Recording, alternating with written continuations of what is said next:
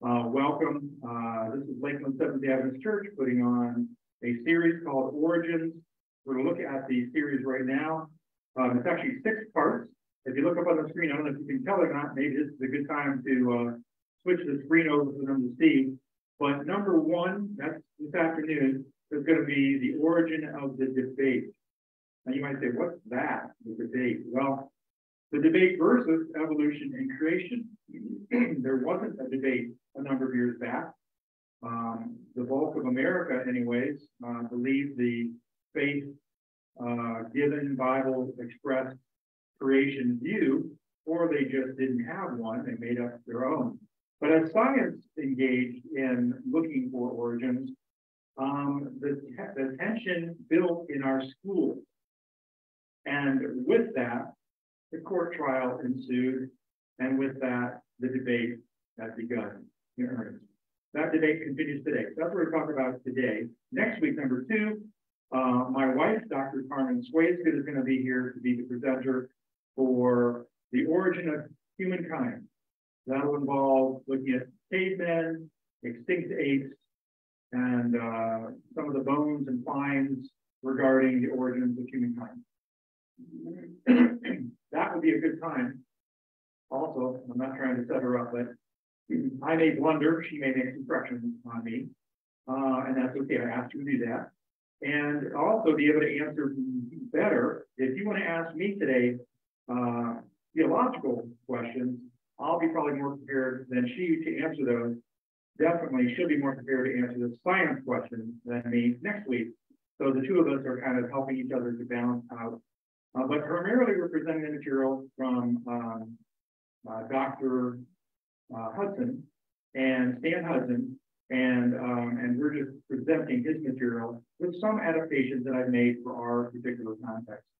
Number 3, that's origin of the ocean. That's primarily with the fossil record, looking at the different strata, the different layers of sediment, and how that tells us, like tree rings and the argument over uniformitarianism. You're going to learn what that is, and catastrophism, which is our flood story, is one of those. So you want to come to that one. Then number 4, I don't even have to promote this one, right? Everybody loves dinosaurs. Dinosaurs, number 4. That's what we're going to deal with. And Miss Kathy at the door there, she's going to be. Where did everything? Hold that a minute. There, one more. Okay, number 5 is origin of the earth, the age of the earth, and the issues surrounding that challenge us in the faith community. And then also number 6, origin of the universe. And I hope you'll find an opportunity to consider that those are not the same questions. The Bible even gives us opportunity to consider those differently. If you look carefully at Genesis 1. We're going to hopefully learn on both sides of the spectrum. If you're more science-minded, or if you're more biblical-minded, faith-minded, hopefully we'll all learn together. With that, let's get started. You can go ahead and let's have Dr. Hudson speak to us. That'll be our first video. And silence your cell phones, and let's listen to Dr. Hudson.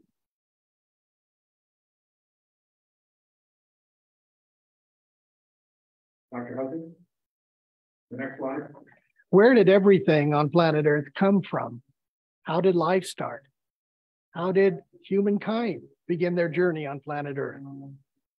Hi, I'm Dr. Stan Hudson. I want to welcome you to this 6-part series on the subject of origins. And we're going to be addressing those big questions of where everything came from.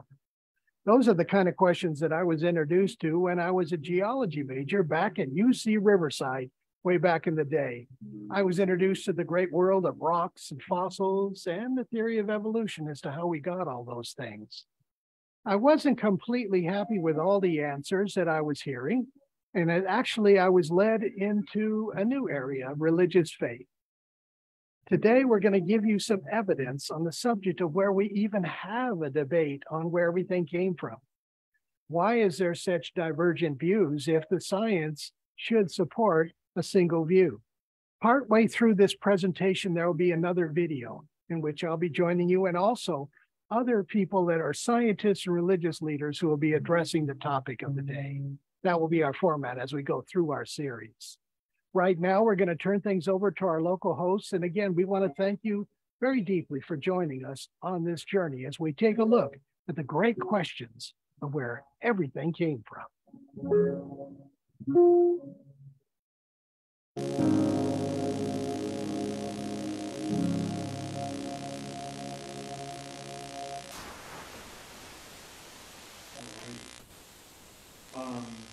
On your way out, you stay to the very end. Now, when I say end, it's the end of the presentation, not the end of the discussion.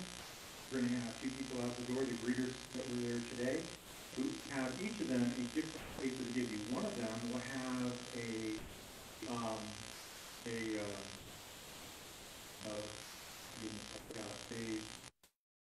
word reference list. I'll call it that. I forgot what it was that I named it, but it is going to have different words on it that are both from science and from the faith community. So you can understand, as we use words up here, what we mean by them, because one of the biggest issues in our discussion of the topic is that people of science and people of faith don't have the same definitions of the same word. Quick story, just to put this into context. My mother-in-law is from Puerto Rico, and some friends that we were with from Mexico, we were visiting their home. And coffee is a big part of those two cultures. And they came into the kitchen and asked my mother-in-law, would you like some coffee? This was in Spanish. And my mother-in-law responded in Spanish, ahorita. Now, my mother-in-law intended to communicate, not right now, in a little bit. That's what ahorita means in Puerto Rican Spanish. In Mexican Spanish, it means, yeah, right now. So they brought her back to coffee, and she's like, no, ahorita. Sí, ahorita. This is a part of the problem between science and faith people, is that we're not talking with the same definition. So that paper is going to be important, and then you're going to have a note page. So some of these things say, don't have to write everything down. Or if you see something that you want to write down, please do so, but you will have a note page to take with you. The purpose of that is for your further study. It will have on there references, so you can go to the online reference or whatever book there might be from, and you can do more research. All right. How many have noticed the tension over the subject of origins? I need to click that forward, and this is not working bad.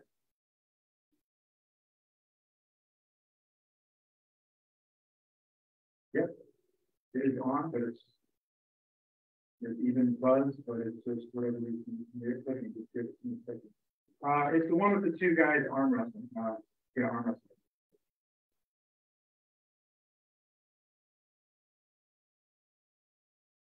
Okay, we'll skip to the one that's there. Oh, there it is. So I don't know if you've noticed science and religion arm wrestling over the years. It has been, and perhaps it wrestles more in some places than others.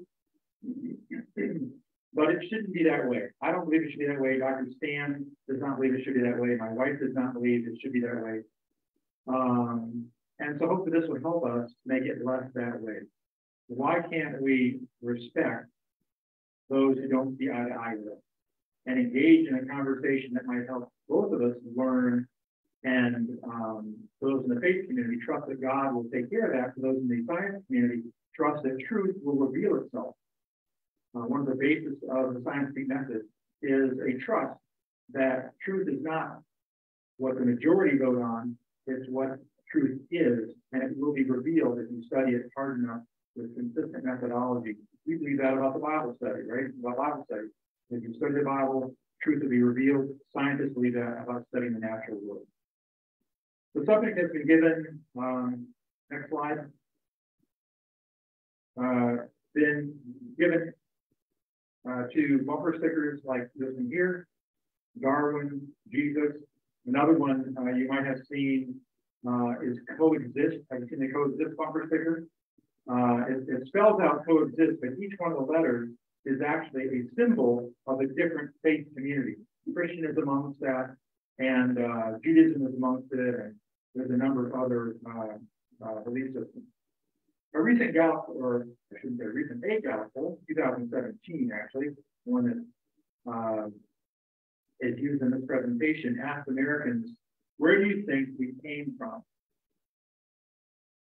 The three opinions were recent creation, theistic evolution, that is that God started things, and then time came in with the evolutionary process after that, or natural evolution, God had no part in it, and everything naturally developed.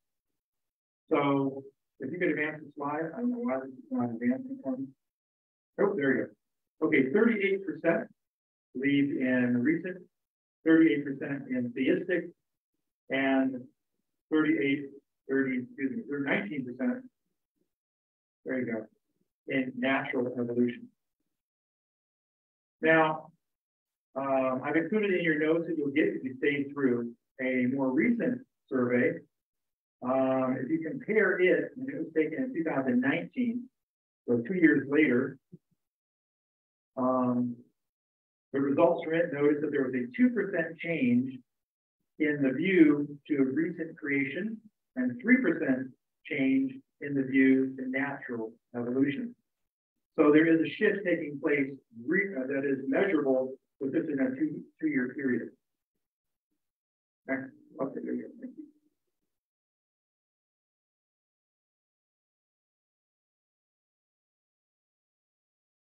The word science comes from the Latin word scientia. Scientia means knowledge. That's all it means. It shouldn't be a scary word for those in the faith community. Science is not bad, evil, of the devil. It means knowledge, which, by the way, is what we talk a lot about in the Bible. The wisdom of Solomon and knowledge of Scripture. That is what scientia is. It's the study of knowledge. They use a different way of studying than we do, and that's the big difference, the tools. Science is defined as a system of acquiring knowledge based on what is called the scientific method, as well as the organized body of knowledge gained through such research. And scientific method might be compared to Bible studies and faith communities. And while science studies the natural world, faith studies the world of inspiration and compares Scripture with Scripture, line upon line, to do its research. Next slide. So in science, what is helpful for some people is to understand that science is usually thrown out there as the word, but it's a little bit more refined than that. All science is not the same. Some have termed the one type of science hard science, and the other one soft science. It's not that one is false and one is true, it's that they lean on the tools of science differently because of what they're studying. So in hard science, you do the testing in the laboratory.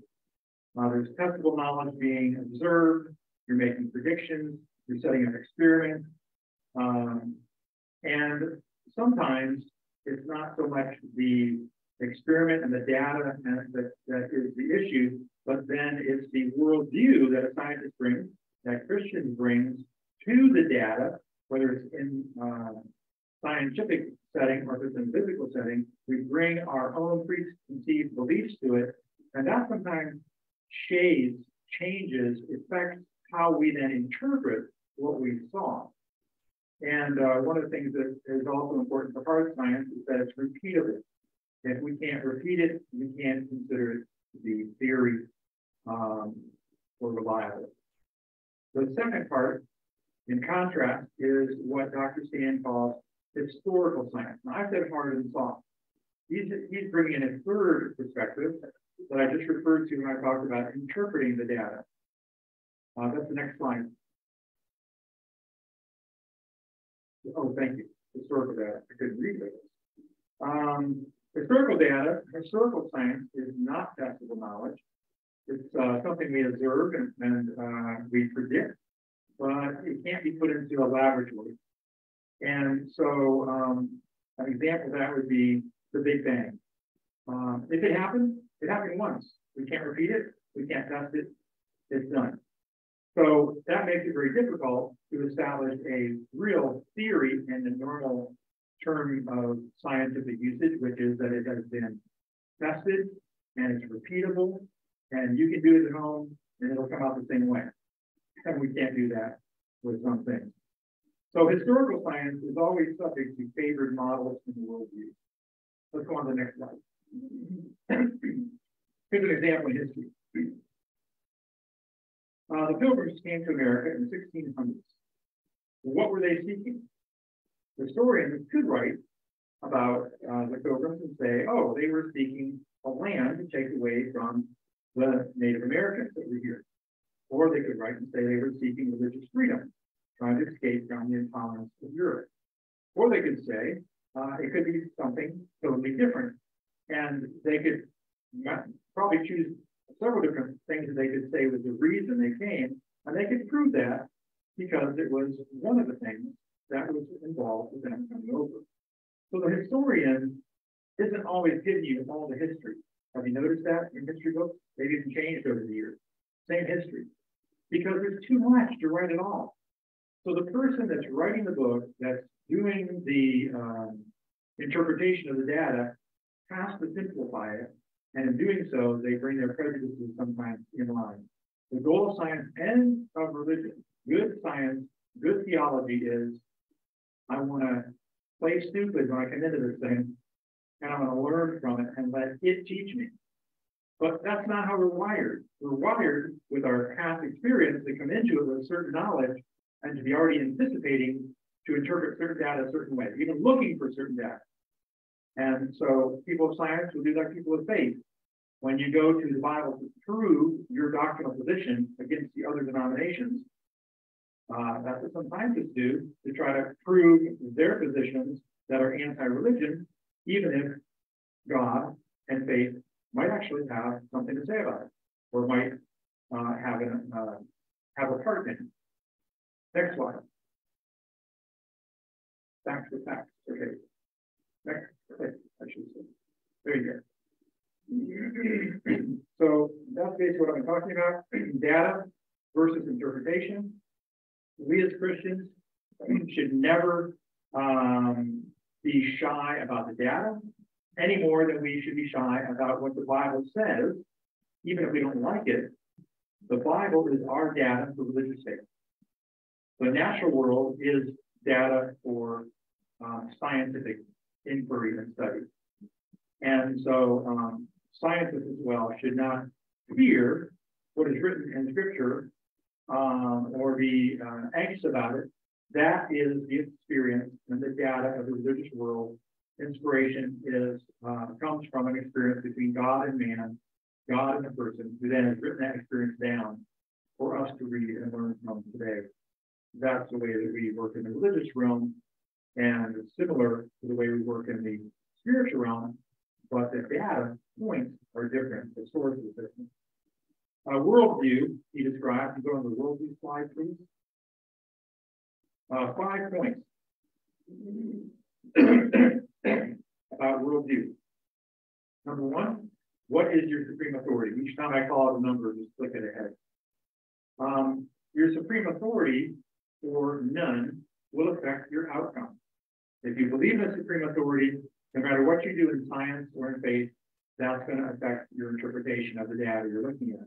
If you don't believe in a supreme authority, in God, in the supernatural, then you're going to seek to interpret it from that standpoint. And you may have noticed in years past, when I was in my probably 20s and 30s, there was a whole bunch of movies coming out about the story of the 3 friends who were thrown into the fiery furnace, or something like that. The crossing of the Red Sea and the parting of the water. Books have been written about that as well. And I early on thought these were attempts to explain these by natural causes, because some might believe that God used nature to bring these things about. What I later discovered was a lot of these things were written as books and done as movies by groups that don't believe in miracles. They are the scientific, partial Christian middle ground community that believes that miracles are not true. God, they believe, and so therefore God has to use natural means to bring these things about. That's the motive for explaining these things. So you might see holes in it. Now, I have found that they will not know their Bibles really well sometimes. And they will put things in there that actually aren't in the text itself. What the goal is find a way, miracles, to make everything that happened in the Bible that we call a miracle a natural event. Number two, where did everything come from? What's its source? Natural, supernatural. What we already believe about that, it'll be hard to shake from us when we look at the data and try to interpret it. Number three, what is your place in the world? Are you an insignificant accident of nature? Or are you a special, intentionally created being of God's design? Number four, what is your moral code? Is there a moral code? Or is that up to culture and individuality? What we bring to it with our own convictions about morals being God or divine or universal or not will affect our interpretation. Number five, what is your future? Is it that there will someday be a cataclysmic event with an asteroid crashing into the Earth and destroying it all or most of it? Will it be one of the what is the proper term? I'll call it the spittle of the sun, as it spits out its gaseous burning flames that it will spit out a large enough chunk far enough to burn the earth, or that will go to the point where the sun becomes larger and larger and burns up the earth, because as it grows and expands in its life cycle, it will then get too hot on the earth to exist and everything will die that way? Or will, as the Bible talks about, the divine Son of God, Jesus, come in the clouds and resurrect the living and the dead who believe in him before such events would occur, and whisk us away to a place called heaven, and then recreate the new earth like he did in the beginning, well, like we believe he did in the beginning. Those are the things that we bring to the scientific and biblical story before we even begin to read or research or do experiments. There should be a sign. There we go. You got it. Here's an example of how a worldview clearly interprets data. If you go to John Day Fossil Beds National Monument in Oregon, you will see some marvelously preserved fossil beds full of mostly mammal fossils. These fossil beds were first studied and written about and promoted in the 1800s, greatly increasing the nation's understanding of life. They were first studied by the first paleontologist, who was a Christian and a Christian minister, no less. His name was Thomas Condon. And this is what he wrote about the fossil layers that he saw. Quote, "The hills from which these evidences were taken were made by the same God who made the hills of Judea, and the evidences are as authoritative." So he brought his already faith to the data, and that was his interpretation. He later added, "The church has nothing to fear from uncovering truth. Evolution was merely God's method of working, and therefore not atheistic or infidel." Now, that comment was also a popular growing view in his time, and Dr. Hudson would challenge that as a little bit of a worldview coming in there with that mix between faith and science, saying God started it and then evolution continued. I think that's what he's speaking to there. So who was Thomas Condon's authority? What was Thomas Condon's supreme authority? Was it truly God and the Bible only? Was it God and science? Was it something else as you would describe it? Our worldviews help us to interpret a whole lot of things, and we're not even aware of them a lot of times. It would be good to discuss with each other what your worldview might be. Go through those 5 questions and answer them, and try to see what your assumptions are when you come to data. What is already something you believe before you even consider the research? A 1998 poll of members of the National Academy of Sciences, a group of thought and policy leaders in science education, had can you back that up one? Two? One more? One more. There you go.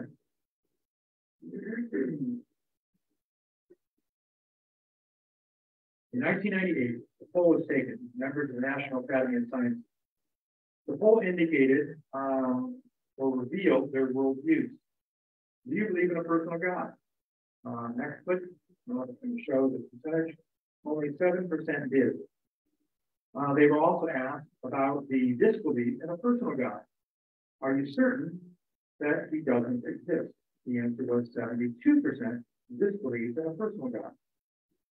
And 21% had doubts and didn't believe, particularly one way or the other, or at least they wouldn't admit they believed one way or the other, was going to be recorded and shared with you. And so that is how people come to the data right from the beginning. Click forward to, should be Isaac Newton. Oh, I got an extra slide in there, I guess. One more. There we go. No sciences are better attested to than the religion of the Bible. Isaac Newton said that once years ago. He who we know for scientific advancements was a man of faith. And many of the early scientists were also people of faith who believed in God. They were not maybe Christian or had the belief that certain denominations have, but they did revere both the existence of God and the Bible as a reliable source of truth and information. Since the 1200s, universities in Europe, like Cambridge, here pictured on the screen, only taught that God had created the world like the Bible said. That was from about the 1200s. For centuries, all the graduates tended to think the same as their professors. God created things. So they sought to apply science and life and assume a God origin. However, next slide. In the last couple of hundred years, today's secular or public universities, especially in the West, teach that nature already existed matter, created and organized everything we see. So it should be no surprise that most graduates are going to believe like their professors taught them now, just like before, but the professors are teaching it a different way. Paradigm, next slide. Paradigm. Science operates using models which are difficult to change. It was Thomas Kuhn, back in the mid-1900s, that did some research and attained an understanding of Aristotle's model of thinking and reasoning. Then went on to the next logical question, which was, how did we get from Aristotle to here? There had been some serious model changing along the way. How do you change large models like that? Kuhn wrote a book that became quite influential in the philosophical area or philosophy of science, and he called it the structure of scientific revolutions. He came up with the concept of paradigm and paradigm shift. It's hard for scientists, like everybody else, Kuhn says, to shift their paradigm or their models. They've received a lot of criticism, especially from the scientific community, who like to think and project the idea that they are totally objective in what they do. At least that is what the notes say. Now, there are scientists who I know come to science with the very assumption that they might not be objective, and that's why they have the scientific method, and they need something to hold them accountable to the data, to repeatability, to objectivity, and they distrust themselves. I know there are others that have unfortunately gone the other route and have been overconfident in themselves. And usually science over time self-corrects. It's like religion over time. There have been erring views of the Bible and denominations going down a certain path, but given enough time and appropriate study, those things can be meted out in faith as well as in science, just in considering the data that each one uses. So one of the particular issues that makes it difficult Richard Newton, a Harvard biologist, says we have a prior commitment, referring to the scientific community, a commitment to materialism. Moreover, that materialism is absolute, for we cannot allow a divine footprint in the door. Now, before you judge him too harshly, if you are people of faith that are here today, there are people of faith who take that same hard stance against science. For instance, if I go back and use a sacred time in our own time here, if I go back to the time of, now I got it wrong. Galileo Galilei. Galileo Galilei was in a time when new lenses were being developed, more powerful lenses, that he was able to put together in a tube that became called a telescope and turn them towards the heavens and be able to see things that naked eye cannot see. The church, at that time, when I say the church, the Roman Catholic Church, the only church that was known for some years as the Church of Christianity, had taken the stance all the way up to the top that 7 planets would come into work. After all, 7 is the number of completion. God created the earth, in 7 days. And so it made sense. And so they had stated that that was now fact. Well, when Galileo shone his telescope up into the heavens, he was able to see now more celestial bodies than 7. And now the question was, will we go back and look at Scripture? Does it really say 7 in Scripture, or was that our error? Or will we dig in and defend what might not be true? Well, the church unfortunately dug in and defended and as long as it could. And of course, it died after some time because truth is what truth is. And there are more than 7. And this is where we have to be careful and not say, well, what I believe is true, no matter what you say as a scientist. Data does need to be considered, and we have to measure it fairly, whether we're considering data in nature or if somebody in science is considering data in religion. I know that a certain very well-known person has said before, in my classroom, religion has no place. He's a science teacher. You need to answer the questions that I give you on the test from natural reasoning. Well, he's teaching a science class. I think he has every right to demand that. It's not a religion class. However, if he was to take a religion class, I would hope he would also appreciate that in a religion class, when you're asked those answers, you don't answer it with scientific answers, you answer it with the physical foundation for which you're now studying. And that is part of the challenge for both sides to deal with. So this pre-commitment to materialism is a difficulty for scientists that have that commitment because they do not allow, before they even consider data, there to even be questions that have to do with an intelligent designer, with faith, with unseen beings or miracles. Everything is material and physical. That creates a challenge for those who hold that. Not all scientists do. Please don't misunderstand me. That scientists who do not have the religious faith, and we do have lots of scientists that are also Christians these days. Richard Dawkins, you may know him if you've done any study in science at all. He has been, he's now deceased, a well-known atheist who sought in every way he could to speak against, to tear down, and to break apart the confidence that Christians have in the Bible and in faith. Richard Dawkins has written, biology is the study of complicated things that give the appearance of having been designed for a purpose. He writes this in The Blind Watchmaker. It's interesting how he tries to play with our minds because these things that we see look like a intelligent designer was behind them. He says, be careful, that's the trick. It looks that way. Well, could it actually be that way? I would suppose. Biologists must constantly keep in mind, this is Francis Cook, that what they see was not designed, but rather evolved. Again, this is another person in the science field who already has a pre-commitment to disprove God.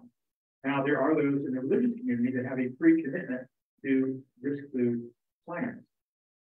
We mustn't go on either extreme, because my understanding of it is that while I believe that God created everything, that science is simply the tools to study what God created. So they shouldn't be in opposition to each other unless we come with our preconceived notions and force those paradigms on the data. Our human mind is such that when we look at some objects, we see, like in this natural rock formation in the screen here, we understand that probably forces of nature created that. That's believable, isn't it? We look at that chunk of rock and we say, well, wind and water erosion over the years probably made that shape we see. But let's go to the next slide. But what if we saw this? For those that are watching on screen and maybe don't see, this is Mount Rushmore. If you saw 4 carved presidents' heads in the rock, you would not say that was nature. That was wind and rain. You would say some intelligent being got up there and did that. And there are some things in the natural realm that Christian scientists feel very strongly, my wife is one of them, that can only, for her to say, is the evidence of a design by intelligence. Some intelligent being made that animal, that plant, work that way. It wasn't just accident, chance, and surprise. The next one, the answer that one gives to the biggest and most fundamental science question of all will often reveal our paradigm. How did life appear? We can neither side prove that. I hope you know that. That again will open us up to talk with scientists when we don't act so high and lofty, because sometimes we do, that we know this is true and this is, we believe. That's what faith is. It's always appropriate to say, I believe this, and somebody else believes something different. But when we say, this is fact, this is the way, we're proclaiming a stance of being God. We don't know. That's why it's called faith. We believe. Because the evidence leads us to believe that it's so. And the science is the same thing. That's why they call them theories. There are laws of nature. My wife was talking to me about this morning, like gravity. You drop something, it's going to fall. That's a law of nature. It's going to happen every time. Theories are developed because experiments that have been done, data that has been looked at, questions that have been pondered, and experiments set up to test those questions are leaning consistently in a certain way, and so that's a theory. It's been established as a reasonable way things work based upon studying it out. It's not just somebody's thought. Like, for instance, when we sometimes, and I do this too, so I'll say I'm guilty.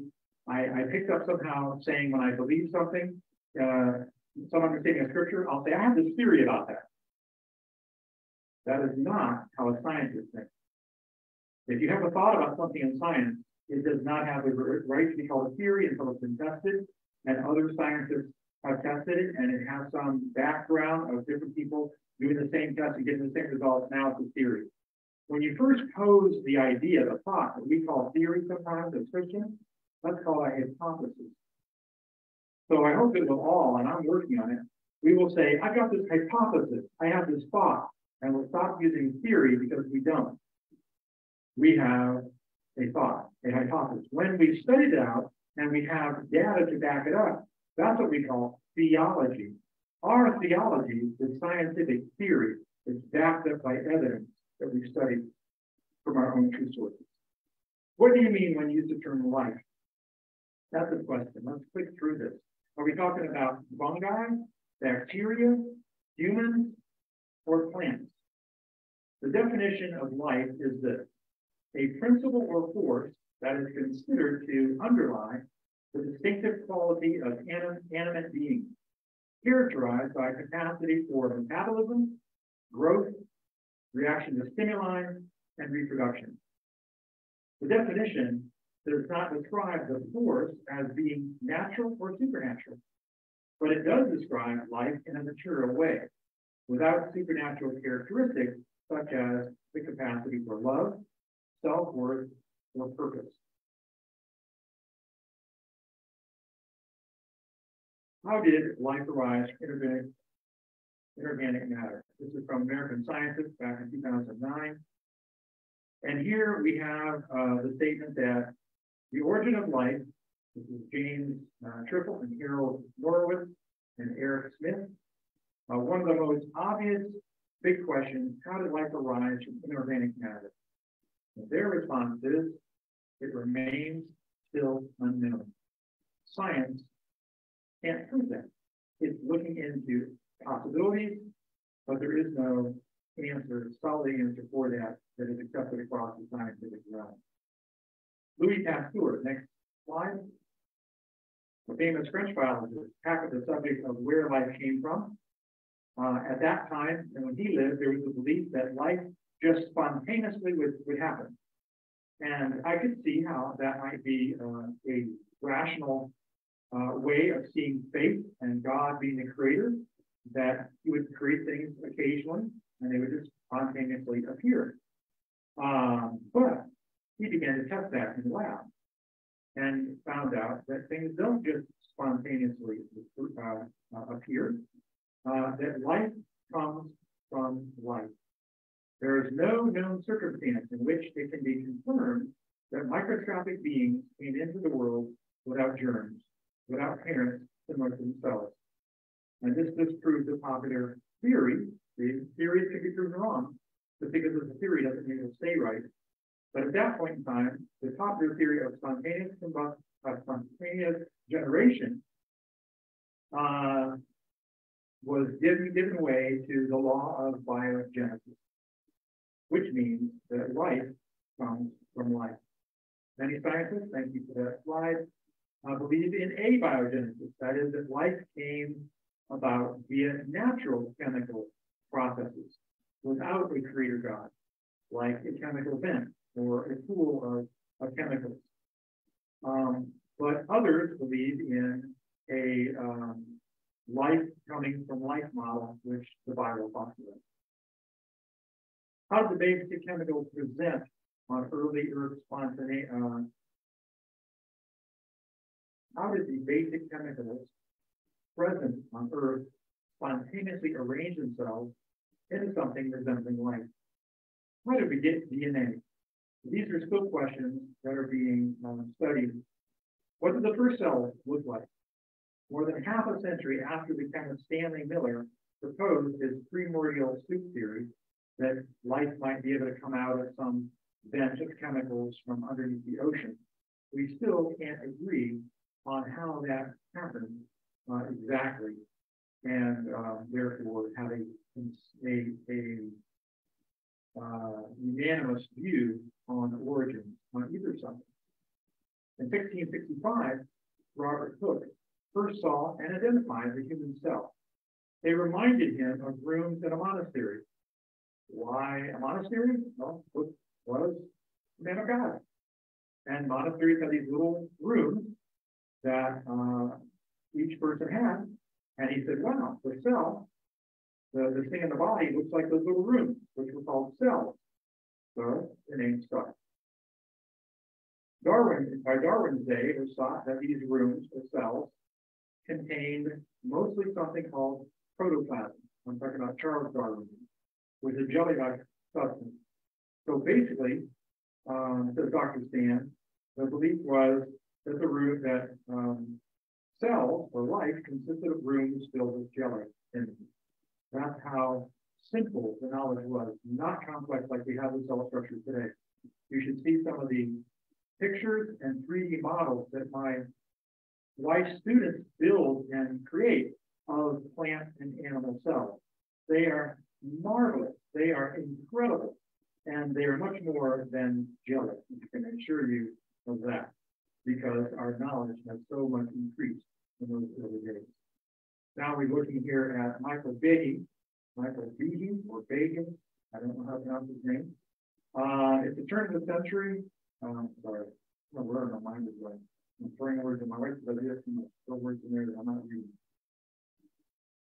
Okay, now at the turn of the fundamental science of faith, of life, modern biochemistry disturbed the situation here. The simplicity that was once expected to be the foundation of life has proven to be a phantom. Instead, Next slide, I think, is going to highlight some of those words. Systems of horrendous, irreducible complexity inhabit the cell.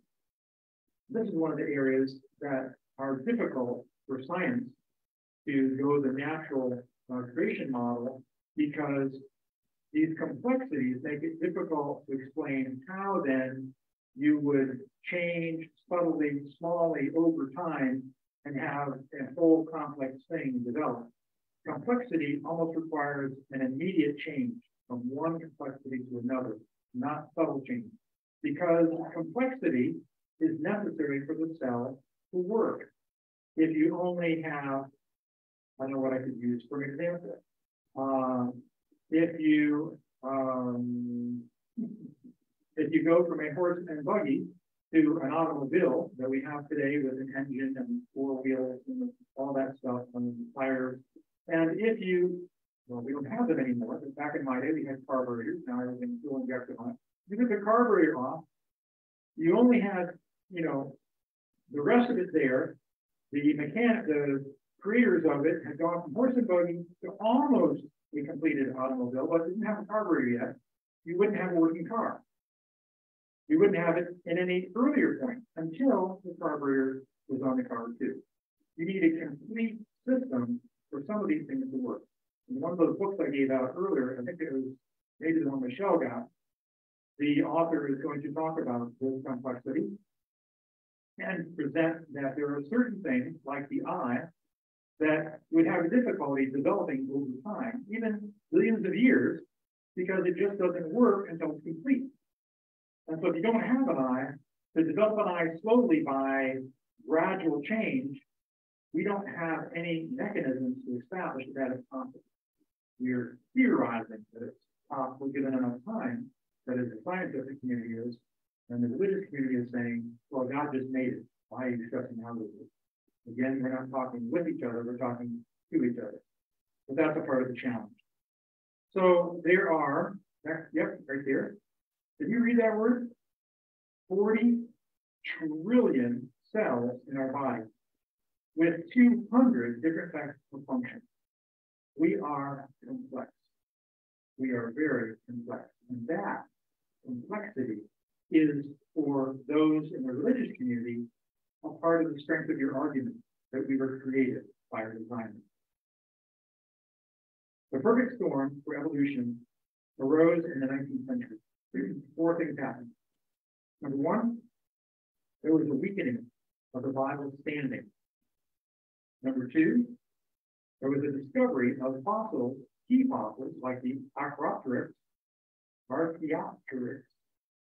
dinosaurs, and Neanderthals, which were new things to challenge the faith community and to bolster the scientific community for long periods of time needed for the development of humanity. Ignorance about the complexity of genetics is the third thing that made this perfect storm. In those days, we were able to, the science community was able to make assumptions that they've now had years and years of difficulty proving, but it sure made the faith community look bad, because if those assumptions worked, then we would be wrong. The growing belief, number 4, that the world was perhaps millions of years old, which would then give it the time necessary for science's theory of change to happen. All these 4 bolstered the period of time in which I'm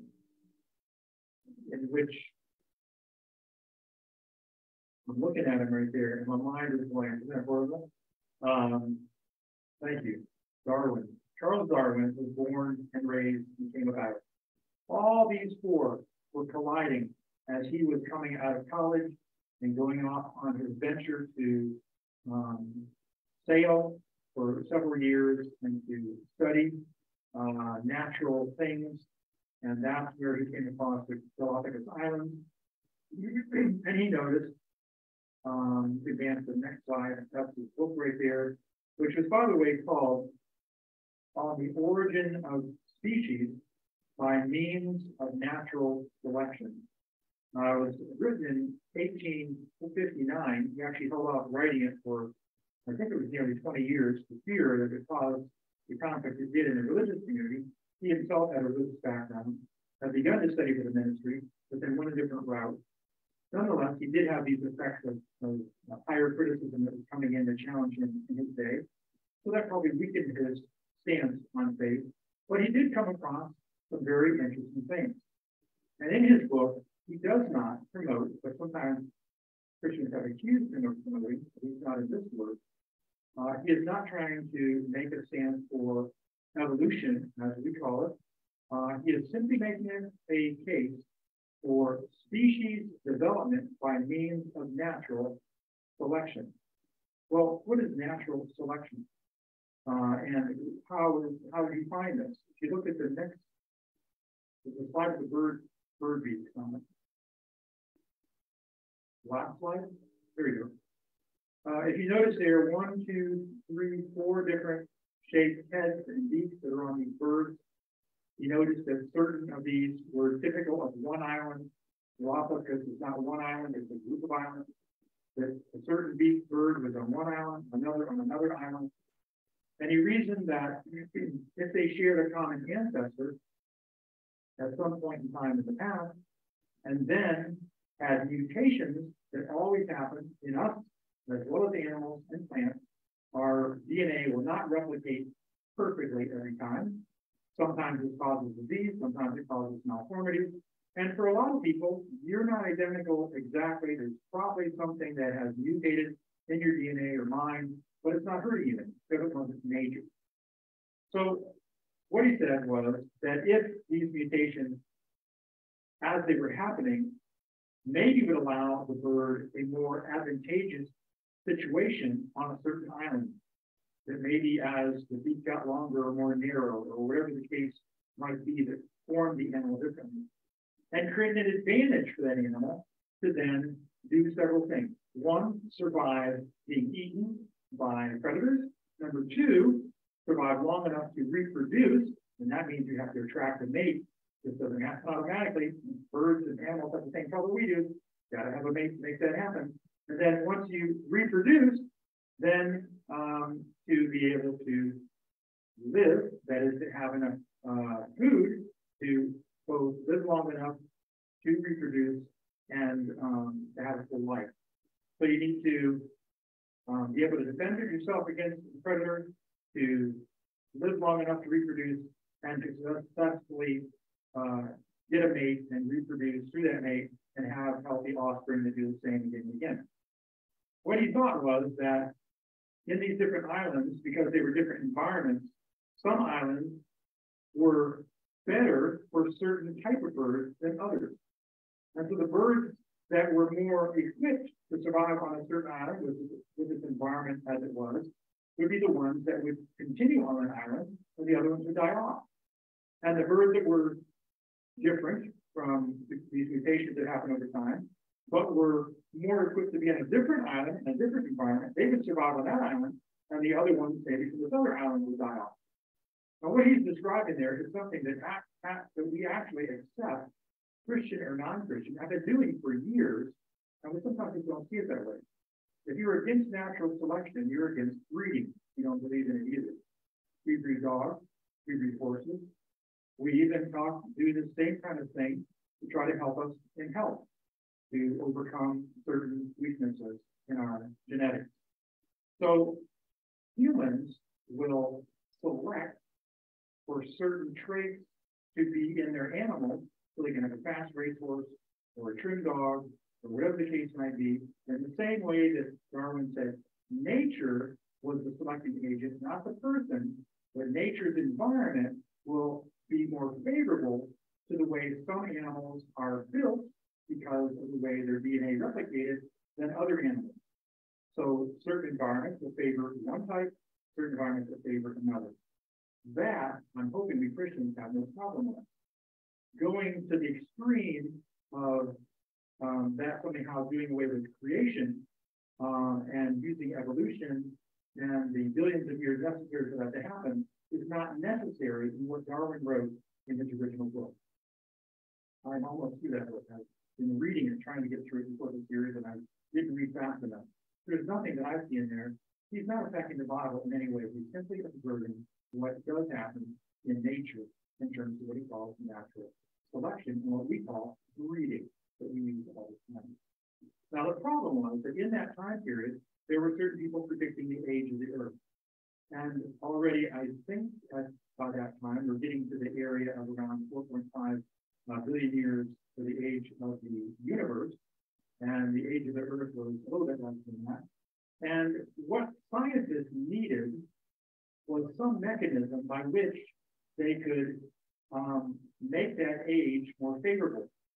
What Darwin, or those who saw Darwin's work, needed to connect his work with evolution and the idea of moving from amoebas to simple animals to complex animals to humans, what that needed was a lot of time, many changes over many years.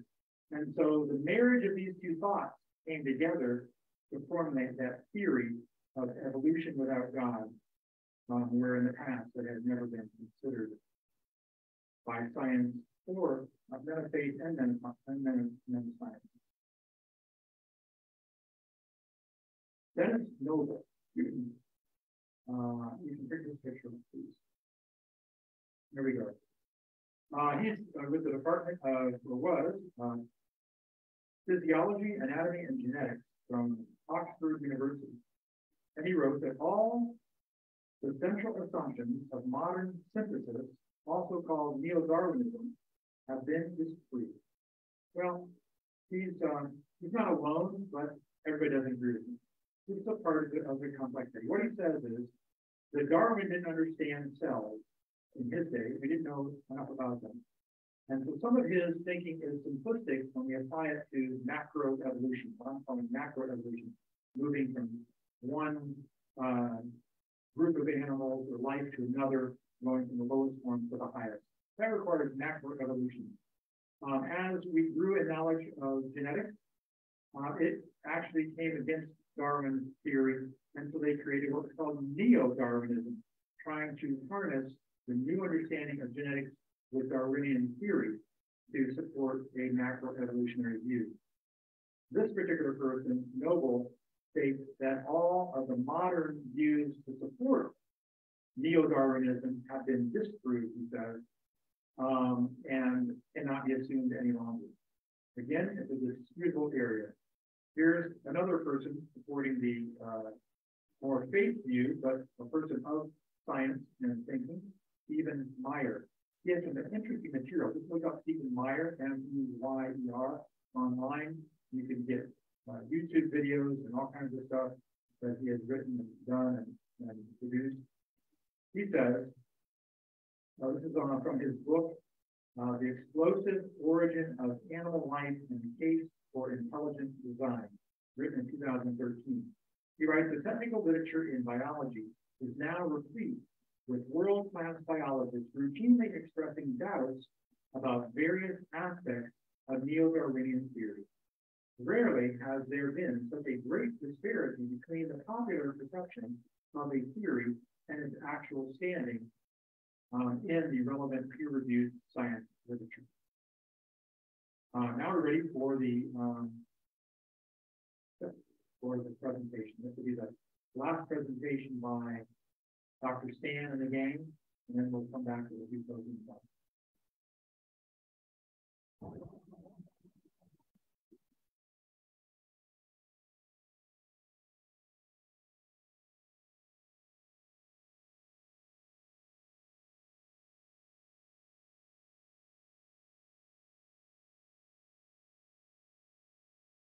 Bereshit bara Elohim hashamayim v'haaretz.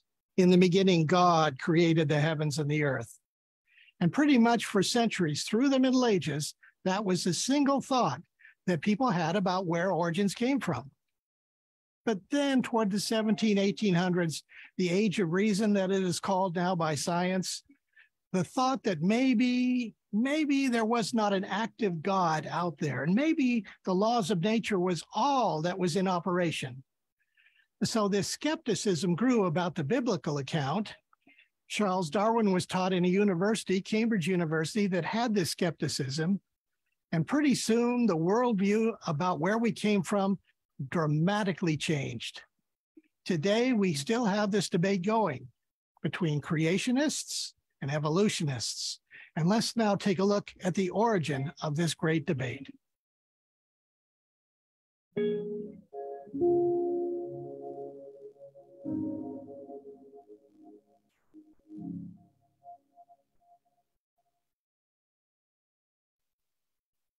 To understand this, we need to go back to where science came from.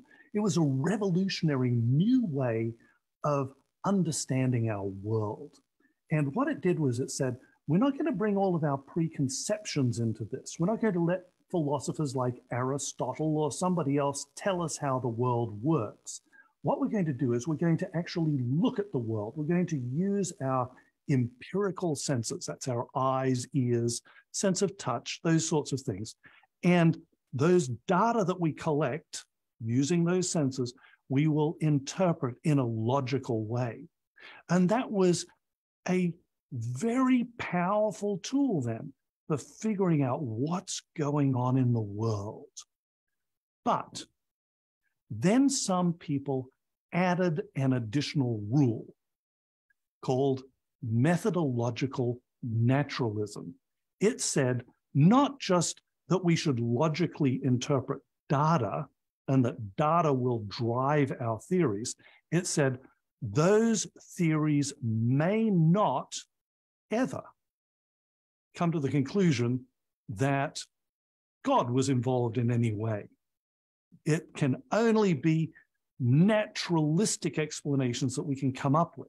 The idea of natural selection actually was kind of around in those days when Darwin was developing his theory. Other people, in fact, had proposed essentially the same thing, but nobody had developed it in detail and with lined up arguments and evidence and made a case for it. So Darwin collected these ideas, and he credits reading Malthus on population over population and the competition for resources. And he was thinking about nature as a kind of a competition between different organisms. And then he realized there's more organisms than there are resources. So naturally, those who are stronger would get the resources and survive. And he played off that actually an inevitable conclusion. It's self-evident that if you have limited resources, the stronger are going to succeed better than the weaker.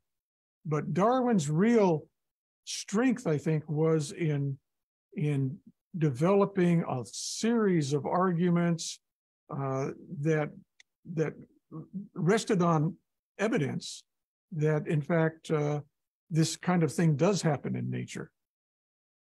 Well, I would say Darwin is certainly an icon in science. He's respected, and his contribution is perceived as really world-changing in some respects. So he is one of the holy saints of science, at the same level as Newton or other very important figure, Galileo Galilei. Now, when it comes to the mechanisms that Darwin suggested in terms of what could bring change in species or what could originate new species, when you begin to look at the granular level of the theory that he proposed, that might not be as popular nowadays. Why? Because we have so much more understanding of the complexity of life and understanding of basic things like the DNA, for example, that was not common knowledge at the time of Darwin. So he could envisage a much simpler way, in a sense, or a broad sketch of what he thought could happen, but he didn't have a clue of what was actually happening inside cells. Today, Darwin's views are somewhat under scrutiny, but it would be helpful, I think, to kind of dissect apart his views. One of his views was naturalism, and that view is under challenge. There is evidence, maybe there's gaps in nature, that there must be some kind of power involved. And of course, the intelligent design movement has has used that and developed that argument that in fact there is something more than just nature. Another view of Darwin is that natural selection can account for varieties that adapt to local habitats. And I think virtually everybody accepts that. Then Darwin's view that microevolution, if you want to call it that, this natural selection of small changes, that accumulates over time to eventually produce macroevolution. Well, scientists have held to that very strongly because they were afraid to give creationists any kind of a foothold. But as time has gone on, the scientific community has kind of gotten wary of that argument, saying, no, we don't see this is going to work.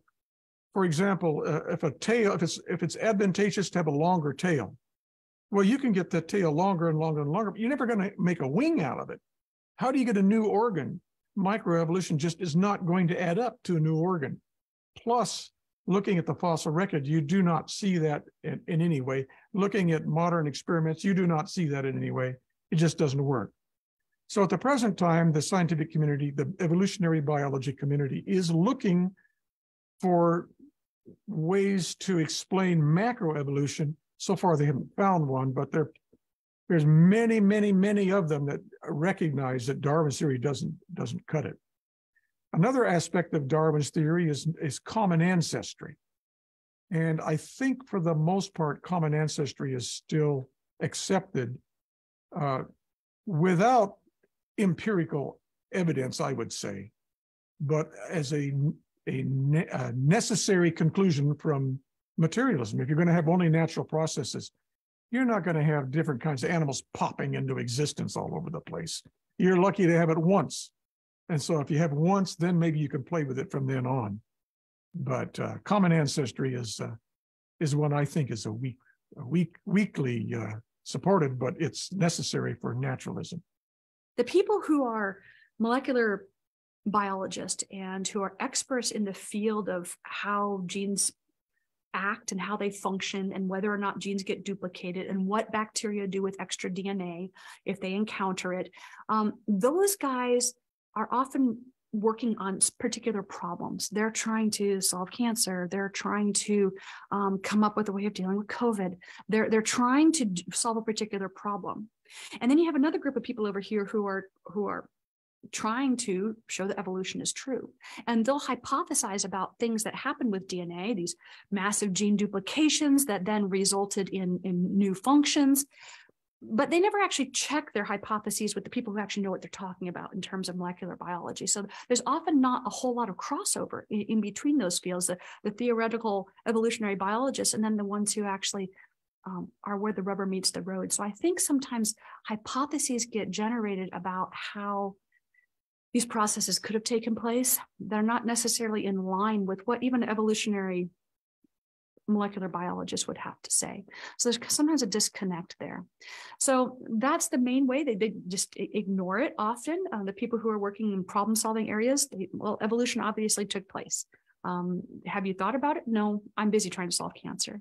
These guys down here, evolution obviously took place. Well, have you thought about it? Yes, I'm thinking about it very carefully. I think that this happened and this happened.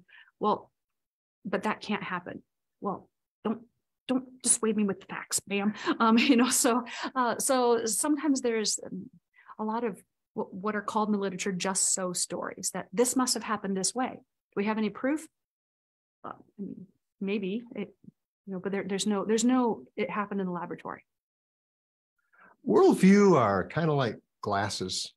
That's one of my favorite illustrations. But the glasses, everyone has a pair. Some people aren't as aware of their worldview as others, but basically it's the lenses through which we interpret life. Worldviews are really helpful in what we would use them to answer the big questions. Does God exist? Does he or doesn't he? However you answer that question determines a whole lot of direction of where you're going to go. Where did the world come from? What does it mean to be human? Is there life after death? Ethics. Why are some things right or wrong? And then maybe another question might be, is there a grand overarching story that gives meaning to existence or not?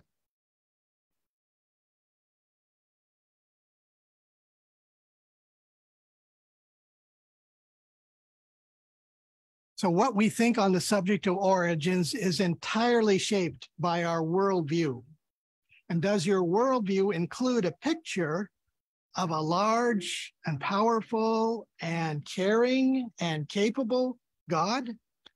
Is he able to give us a record of what's taken place at the beginning?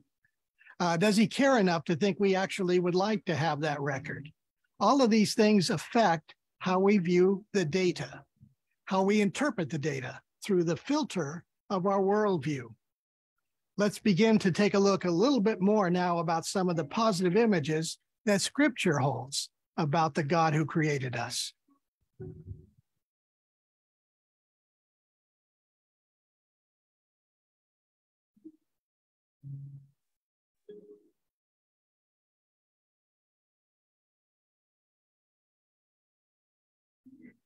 I realize the time is going here.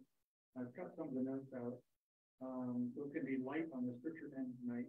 I do want to share with those who are here Hebrews 11:3.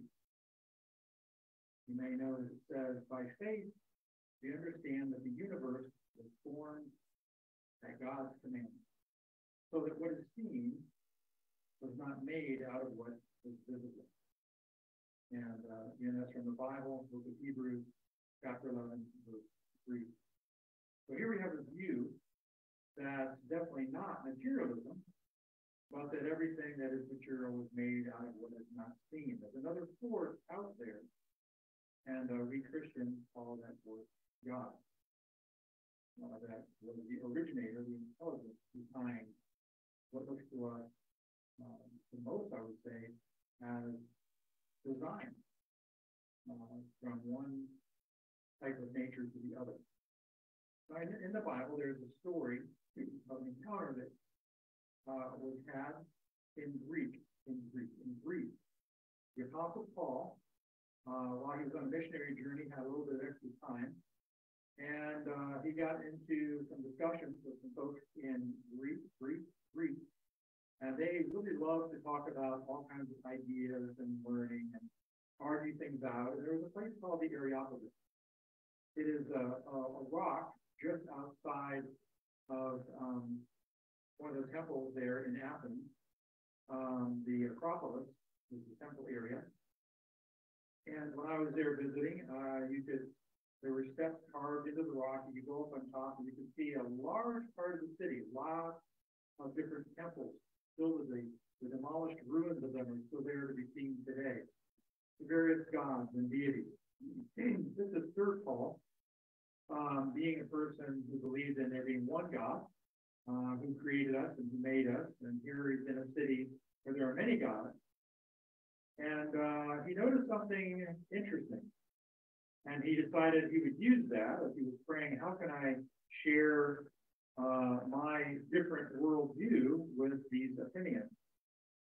And so the Athenians heard him talking about resurrection from the dead. They didn't believe in that. They believed when you die, you die.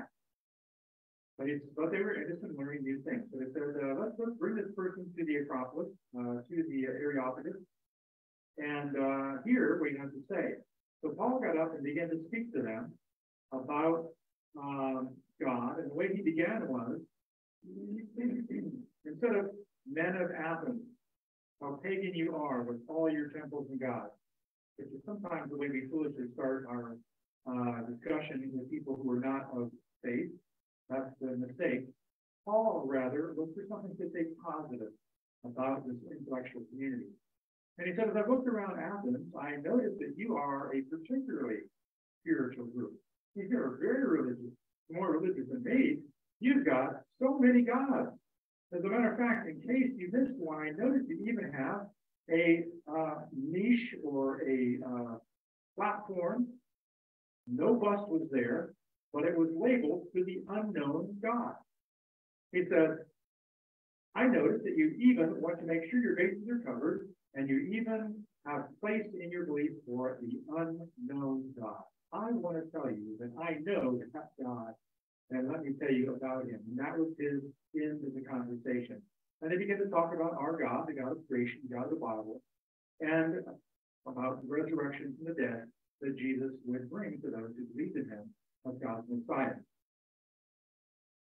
Well, you can imagine, if you read the story, you will not have to imagine, you will hear that there were some in the crowd that, "Ooh, get rid of this guy, he's crazy, woo!" And there were others in the crowd that were like, "I've never heard this before, so I want to check it out." I was looking for some resources. They didn't have the internet back then. They were looking for more information. This is interesting. Certainly something new. There were other ones, the Bible says, that actually had something happen to them during this talk. We call it a paradigm shift. When you are of the world and without God, and all of a sudden God becomes real to you, and spiritual things become a possibility or a reality, that's a paradigm shift. And there were some, the Bible says, that day followed after Paul and wanted to know more. And that is what happens when we have meetings with people choose to leave their previous paradigm and take on the paradigm of Christianity. Now, one of those such people in more modern day life is a person by the name of Alistair McGrath. Does anybody know Alistair McGrath? Alistair McGrath wrote a book called The Dawkins Delusion. You remember Richard Dawkins that I earlier mentioned? Who was an atheist and has done everything he could to try to bring doubt to Christian minds and to destroy faith in God. Well, Dawkins is not only a self-proclaimed atheist, but Alistair McGrath used to be an atheist. And he wrote the book about Richard Dawkins, who was his atheist colleague at Oxford University. On page 9 of his book, McGrath says this: "Although I was passionately and totally persuaded of the truth and relevance of atheism as a young man, I subsequently found myself persuaded that Christianity was a much more interesting and intellectually exciting worldview than atheism. What we need to learn on both sides of the, if you will, faith and science coin is that we just need to hear each other, listen to each other, speak to each other, and allow God, in our view, or time and potential in the science side of things, to work its process of bringing about paradigm shift and change. We can't force it, we can't push it. But as time goes on, you may come to the point that my wife and I are at, and that Werner von Braun puts into a few words in a quote that he made a number of years ago. And if you don't know who he is, and I did not before this series, I began to study this series, he was at one time the head of science at NASA. And if there's a single person more responsible for putting man on the moon, it was Dr. von Braun. And this is what this man of science has said: religion and science are sisters. The one seeks knowledge of creation, and the other of the Creator. Think about that as we wrap up today's talk and prepare to listen to the next one. Thank you for being here, and I'm going to come down and give you guys a chance now to feedback for 5 or 10 minutes here. Sorry that I ran over, but we'll give you guys a mic. So here's the questions I have for you. And again, this is not a Q&A time. I'm not going to give any answers. I want to hear you. What is your takeaway? What did you learn? What are you still questioning? What are still some thoughts that you need answers to? Where are you in your growth process with this topic? Anybody willing to share? Just something short, nothing long and scholarly, just gut reactions, what you heard, what you're wrestling with, where you are in the process. Anybody want to share? Questions you still have to learn in this series, that's welcome to. Anything? No? Yeah.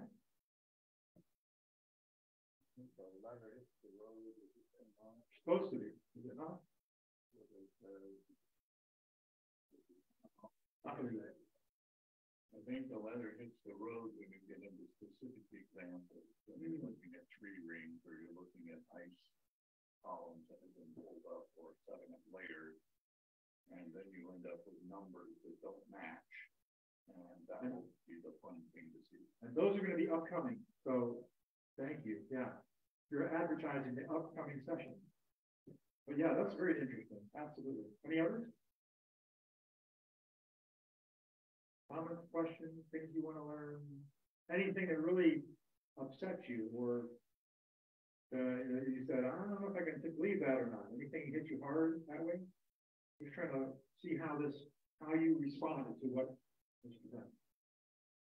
Well, I think that some of these things we'll never understand. Like, we don't know how the universe could be here forever, or even how it go out 13.5 billion years. Those are light years after system nature combination. And so I don't know whether we should get overly excited about any of this. We probably won't have the answers to a lot of these questions until we get to heaven. Thank you. How many feel that way? Yeah. But it's fun to learn anyway, right? To think about it. Very interesting. Yeah. Now, there's a lot of theological stuff we don't have answers to. But we're still studying. So.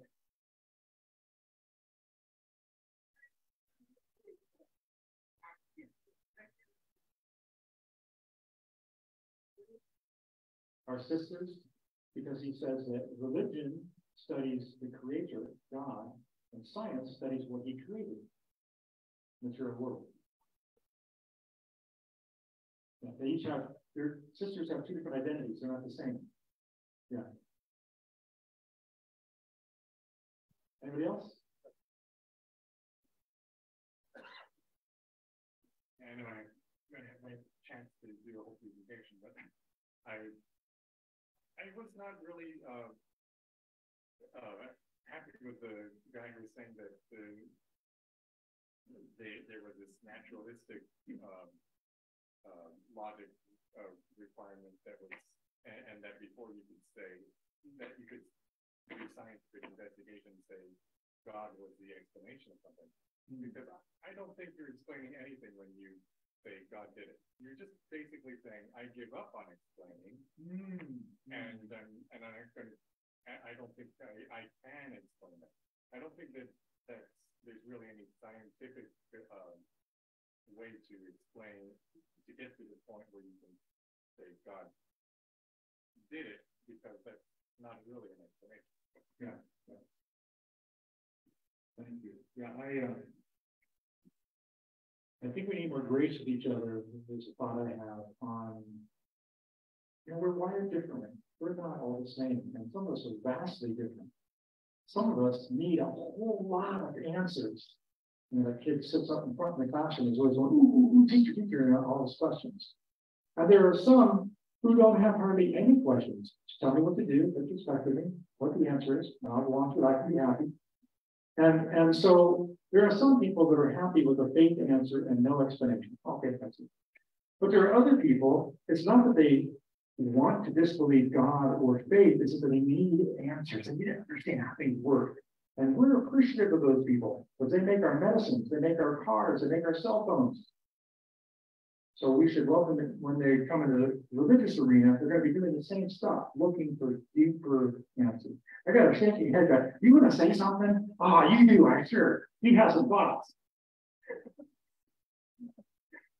Tell me what you're shaking your head about and what you're agreeing to or disagreeing with. Give us some thoughts, please. This is what we're here to kind of interact. The reason I'm shaking my head, I totally agree with you because I'm that kind of person. I have been a Christian most of my life. I'm one denomination. However, when the question of how the world came to be, it was like, God did it. So I did everything, but how? I don't know. It's not good. And that was good enough for me. But then there were people who like questioning people. Hey, questions I can't think of answer. And I was like, then what do you want to do? Did it? You were the one. I felt like it where and now that my parents basically is in the house all the time. So it gives me the opportunity to live. Amen. So that I think that's my son. Because they always have these questions coming up, and I was like, my country was like that. God did something. If it's it, if it goes off somewhere else, it can't be true because God is not God. Contradicts himself. So that's how, I'm in practice. Wonderful. Thank you That's so what much. Thank you. Yeah. Anybody else? Are there any thoughts to share? Anybody on this side can come over here? Thoughts? Comments? You can disagree or agree. Everybody's view is welcome. Yes, sir. Okay. I'm out there to write something down. A question. My question is, do you believe the earth is flat or spherical?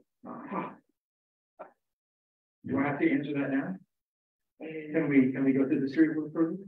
Yeah, that's what I was looking for. Awesome. All right. In my belief, I feel like it is like a flat plane with its firmament, not a spherical ball, none of that. Because in the past, in like the 1600s and before, every other person around the world said the world is flat. But now in the 1800s and up, they now say the world is round. And people died for this kind of debate. Yeah, on both sides, right? Yeah. So I'm kind of in between, because I grew up saying the world is round, but now there's more information coming out saying the world is actually a flat plane, firmament. Because now, if you're in a ball, where does this firmament go? Because in the Bible, it talks about the firmament.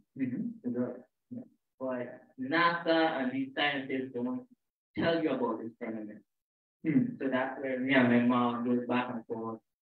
Like, is the world flat or is it a ball? Yeah. But I'll wait for the next couple of weeks to hear your answer. Sounds good. Sounds good. I'll tell you one thing on the firmament is I might be a definition issue on that. I've always understood it, and so I'm listening to you right now, and I'm saying, well, the definition maybe here. I always thought about it as atmosphere and the various levels of atmosphere. But I think maybe I'd like to talk more on that because that's very interesting. Backing into the building. Proving I am material after all. Okay, anybody else? Awesome.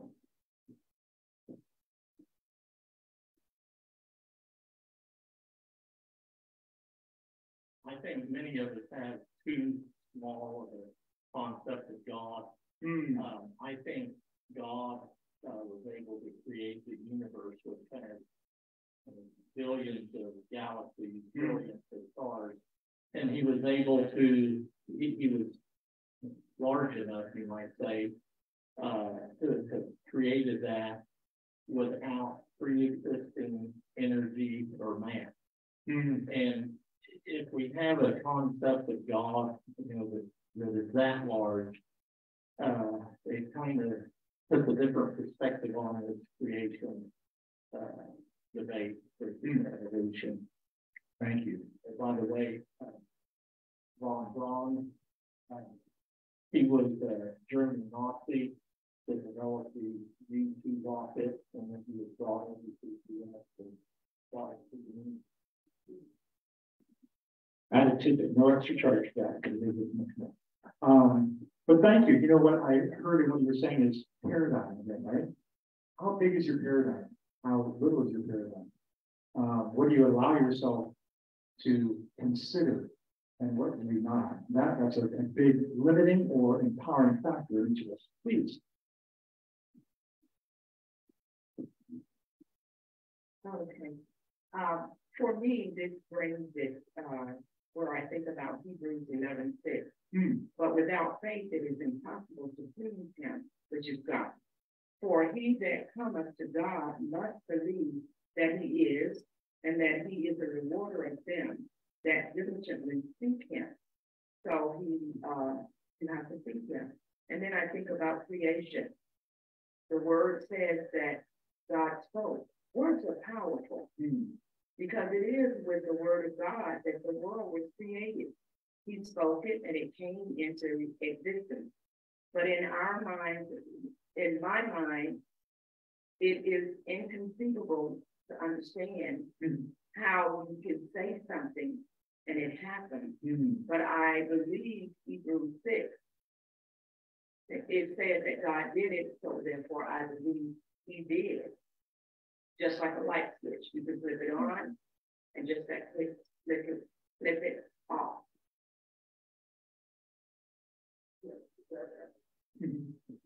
I was talking to my kids of the day, and two things I'll share with you in closing. I heard on NPR, National Public Radio, just this past week, some scientists have discovered two, if I get this right, galaxies, super large galaxies that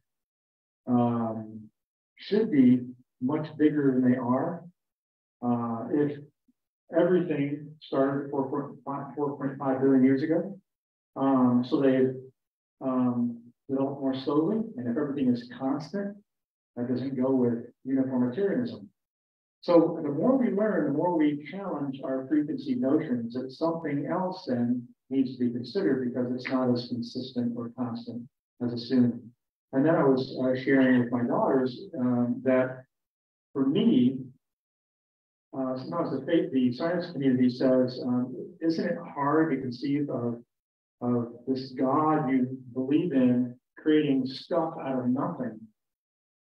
And for me, this is me personally, when I think of the scientists who say that all that we see, and I didn't have any pictures of the heavens, we're going to have some as we go on, all those billions and billions and billions of stars and lights and comets and asteroids and our solar system and the universe, and the many solar systems that are out there like our own, to think that at one time, in the idea of the ever-expanding universe, that was all compressed into one dot of substance and exploded to create what we have, that would take a lot of faith from me.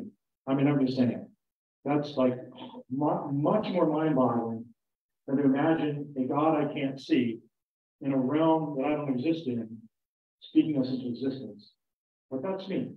But that's the thing we need to encourage each other to think about, because I know that what allows me to say that is my paradigm. And what will allow somebody else to say the other is their paradigm. And the real challenge is, must you die with the paradigm you have, or are you willing to consider other paradigms? The ones who heard Paul and accepted were willing to consider another paradigm.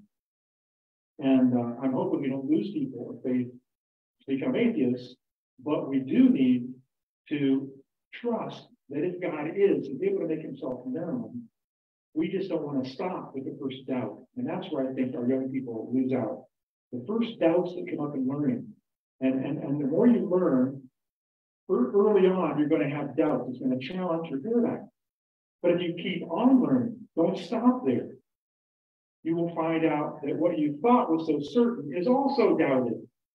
And that's where the beauty of learning gets really exciting. And all things become possible. And I think that God will make himself known to those who are open.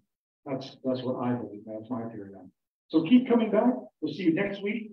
2 o'clock, if you want to talk more, when you go out, you're going to get 2 pieces of paper, one for further study, one for terms and what they mean in the context of what we're doing in this series.